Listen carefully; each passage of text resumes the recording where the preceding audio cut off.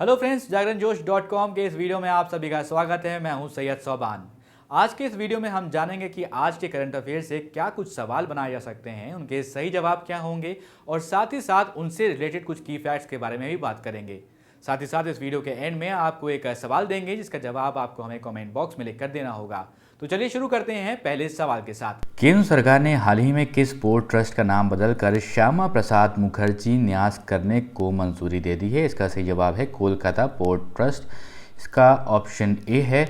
और यहाँ पर दोस्तों आपको बता दें, प्रधानमंत्री मोदी ने कोलकाता बंदरगाह की 150वीं जयंती जब हुई थी उसके उद्घाटन समारोह में वो गए थे और वो दिन था 12 जनवरी 2020 का। तो उसी दिन उन्होंने नाम बदलकर उस पोर्ट का जनसंघ के संस्थापक जो हैं, जिनका नाम है श्यामा प्रसाद मुखर्जी, आप भली भांति जानते हैं, इनके नाम पर रखने की घोषणा करी थी।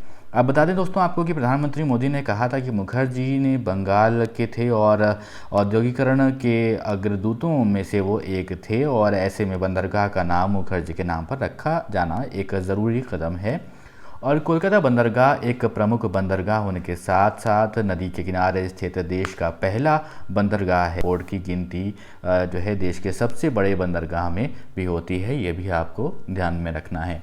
साथ साथ दोस्तों आपको बता दें 1870 के अधिनियम 5 के अनुसार कलकत्ता बंदरगाह के सुधार के लिए आयुक्तों की नियुक्ति पर जो है 17 अक्टूबर 1870 को इसे एक न्यास द्वारा संचालित किया गया था। तो कोलकाता बंदरगाह ने अपनी यात्रा के 150 वर्ष तय कर लिए हैं और ये व्यापार, वाणिज्य और आर्थिक विकास के लिए भारत का मुख्य द्वार रहा है।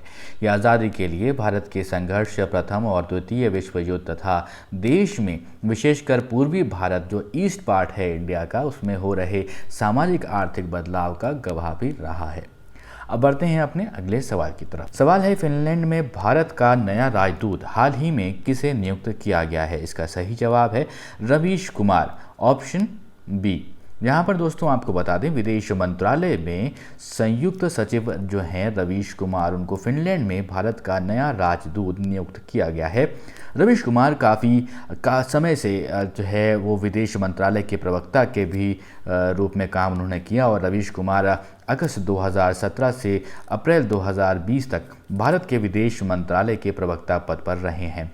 उनके करियर की बात करें तो उनकी करियर की शुरुआत हुई थी इंडोनेशिया के जकार्ता में भारत मिशन के साथ। इसके बाद उनकी नियुक्ति थिम्पू और लंदन में भी रही है। रवीश कुमार बिहार के भागलपुर जिले के नाथनगर के रहने वाले हैं। इस वीडियो में आगे बढ़ने से पहले एक ज़रूरी सूचना आप सभी के लिए। हमारी वेबसाइट जागरणजोश.com पर अगर आप करंट अफेयर्स पढ़ना चाहते हैं तो आपको अपने ब्राउजर में टाइप करना है www.jagranjosh.com, जिसके बाद आपको हमारी वेबसाइट का होम पेज नजर आएगा। इसके बाद आपको करंट अफेयर्स के टैब पर जाना है। ड्रॉप डाउन में आपको मंथ वाइज करंट अफेयर्स मिल जाएंगे, जहां आप मंथ के हिसाब से करंट अफेयर्स पढ़ सकते हैं। जब आप करंट अफेयर्स टैब पर क्लिक करेंगे तो आपको कुछ इस तरह से पेज नजर आएगा। अगर आप कैटेगरी वाइज करंट अफेयर्स पढ़ना चाहते हैं तो आप अपनी पसंद के हिसाब से कोई भी कैटेगरी चूज कर सकते हैं, जिसमें latest, national, international, sports, technology और इकोनॉमी जैसी कैटेगरीज मौजूद हैं। अब बढ़ते हैं अपने अगले सवाल की तरफ। हाल ही में किस देश ने 16 जून से 4 चाइनीज एयरलाइंस पर रोक लगाने का फैसला किया है? इसका सही जवाब है अमेरिका, ऑप्शन डी। तो यहाँ पर दोस्तों आपको बता दें, चाइना और यूएस अभी हाल ही में कई सारे इनके बीच के जो झगड़े हैं वो सामने आए हैं। आप जानते ही हैं जो इंडिया के साथ भी चाइना के रिलेशन थे, उसमें भी कुछ खटास दिखी थी। चाइना ने जो बॉर्डर है वहाँ पर अपनी फोर्सेस तैनात की थी, लेकिन अभी उस पर कोई भी एक्शन किसी भी कंट्री की तरफ से नहीं लिया गया है। आपसी बात से सुलह करने की बात कही जा रही है। हम यहाँ बात कर रहे हैं चाइना और यूएस की। अब यहाँ पर ये जो बात सामने आई है तो इनके बीच जो मनमुटाव है वो कहाँ से शुरू हुआ है? वो शुरू हुआ है वुहान से। वुहान जो है एपिसेंटर था किस चीज़ का? एपिसेंटर था कोविड-19 जो डिज़ीज़ है, नोवल कोरोना वायरस है, उसका जो फैलने का जो सबसे पहला केस मिला था वो चाइना के वुहान जो शहर, वहाँ से इसकी शुरुआत हुई थी, जैसा कि रिपोर्ट्स बताती हैं। उसके बाद यूएस का ये कहना है कि चीन की तरफ से ये जो वायरस है वो पूरे विश्व में फैला है, लेकिन चाइना ने इस पे कई बार ऐतराज़ भी जताया। उसके बाद चीन और अमेरिका के बीच जो है कोरोना संक्रमण के प्रसार को लेकर काफ़ी ज़्यादा विवाद भी शुरू हुआ, और जो दोनों देश हैं अमेरिका और चाइना, उनके बीच में टकराव जो है वो बढ़ता गया। अमेरिकी राष्ट्रपति जो हैं डोनाल्ड ट्रंप, उन्होंने कोरोना वायरस के लिए सीधे तौर पर चीन को ही दोषी माना। WHO की भी मिलीभगत बताई और ट्रंप ने ये कहा कि WHO जो है वो चाइना से मिला हुआ है, उस पर ये आरोप लगाए थे।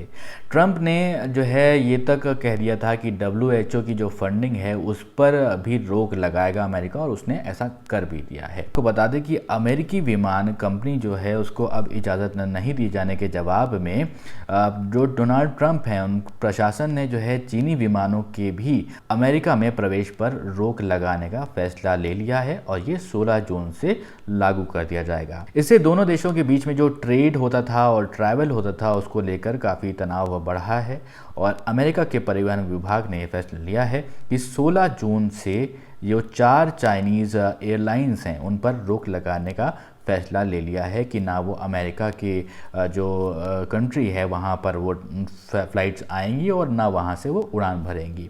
इन कंपनियों के विमान ना तो अमेरिका से में आएंगे और ना ही यहाँ से चीन के लिए उड़ान भरेंगे, ये साफ साफ कह दिया गया है यूएस की तरफ से।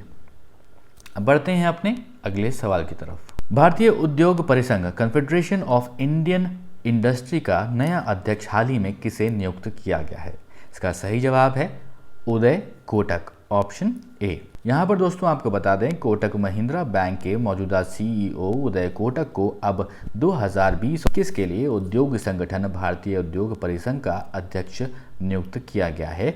उनसे पहले किर्लोस्कर सिस्टम लिमिटेड के मैनेजिंग डायरेक्टर और वाइस चेयरमैन टोयोटा किर्लोस्कर इस पद पर नियुक्त थे। बजाज फिनसर्व लिमिटेड के चेयरमैन और प्रबंध निदेशक संजीव बजाज जो है वो CII के उपाध्यक्ष चुने गए हैं। अब बढ़ते हैं अपने अगले सवाल की तरफ। Rating agency Moody's investors services ने हाल ही में भारत की सॉवरेन यानी कि राष्ट्रीय रेटिंग को Baa2 से घटाकर कितना कर दिया है? इसका सही जवाब है ऑप्शन सी, Baa3।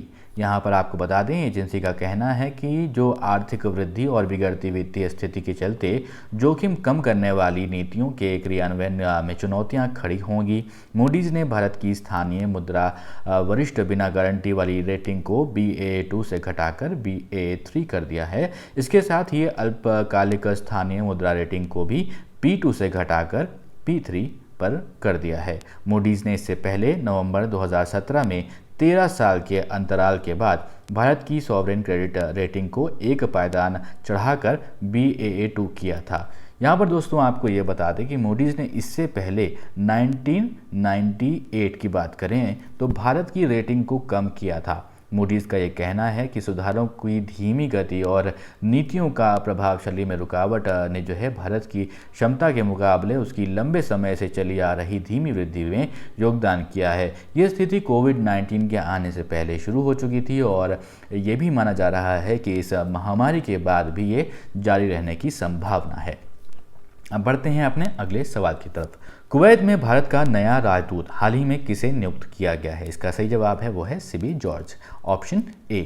यहाँ पे आपको बता दें कि CB जॉर्ज 1993 बैच के IFS ऑफिसर हैं। CB जॉर्ज कुवैत में भारत के वर्तमान राजदूत के जीवा सागर का स्थान लेंगे। जीवा सागर ने जनवरी 2018 में कुवैत में भारत के राजदूत के रूप में पदभार ग्रहण किया था। अब दोस्तों वो सवाल जिसका जवाब आपसे हमने पिछले वीडियो में पूछा था, सवाल था कि केंद्र सरकार ने मोबाइल फ़ोन उत्पादन में दुनिया का शीर्ष देश बनाने के साथ ही इलेक्ट्रॉनिक उत्पादों एवं उसके कलपुर्जों के उत्पादन को गति देने के उद्देश्य से करीब 50,000 करोड़ रुपए की लागत से कितनी नई योजनाओं की शुरुआत की है, उसकी घोषणा करी है शुरुआत करने की। इसका जो सही जवाब है ऑप्शन सी 3।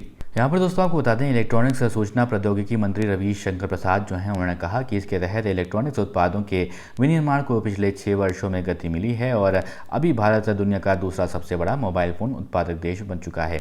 देश को अगले कुछ वर्षों में दुनिया का शीर्ष देश बनाने का लक्ष्य रखा गया है। उन्होंने कहा कि इन तीनों योजनाओं से अगले 5 वर्षों में करीब 10 लाख लोगों को रोजगार मिलने का अनुमान भी जताया है।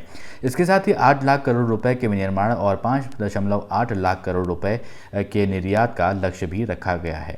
अब दोस्तों एक सवाल आपके लिए, इसका जवाब आपको हमें कमेंट बॉक्स में लिख कर देना है। हाल ही में किस राज्य सरकार ने कॉन्टैक्ट ट्रेसिंग की सुविधा हेतु सैलून और ब्यूटी पार्लरों जैसी सेवाओं के लिए आधार कार्ड को अनिवार्य कर दिया है? आपके ऑप्शंस हैं बिहार, झारखंड, तमिलनाडु या फिर उत्तर प्रदेश। आप अपने जवाब हमें कमेंट बॉक्स में लिख कर दीजिए। ये वीडियो आपको पसंद आया हो तो इस वीडियो को लाइक करें, इस वीडियो को ज़रूर शेयर करें अपने दोस्तों के साथ, और अभी तक आपने हमारे चैनल को सब्सक्राइब नहीं किया है तो ज़रूर सब्सक्राइब करें और देखते रहें जागरणजोश.com।